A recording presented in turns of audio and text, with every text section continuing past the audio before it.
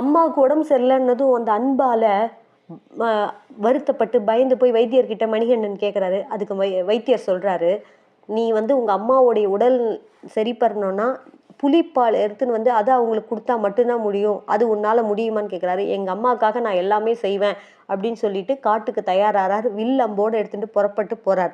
இங்கே எல்லாரும் என்ன பண்ணுறாங்க, இவன் காட்டுக்கு போவான், புலி பிடிக்க போவான், புலி இவன் அடித்து சாப்பிட்டுடும், ஸோ இவன் போயிடுவான், நம்ம ராஜா கிட்ட பையன் செத்து போயிட்டான்னு சொல்லிட்டு நம்ம பையனை அரசாட்சி கொண்டு வந்துடலான்னு சொல்லி இந்த கெட்டவங்க எல்லாரும் சேர்ந்து பிளான் பண்ணுறாங்க.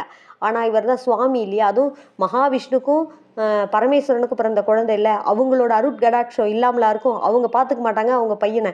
அதனால் இவர் காட்டுக்குள்ளே போய் புலிக்கிட்ட போகும்போதே புலியெல்லாம் இவருக்கு மண்டியிட்டு பணிய ஆரம்பிச்சிடுது. இந்திரனே புலியாக ஐயப்பனுக்கு வாகனமாக ஆயிடுறாரு. நான் வரேன் உங்கள் கூடன்னு சொல்லி தேவர்களை எல்லாரும் மற்ற புலிகளாக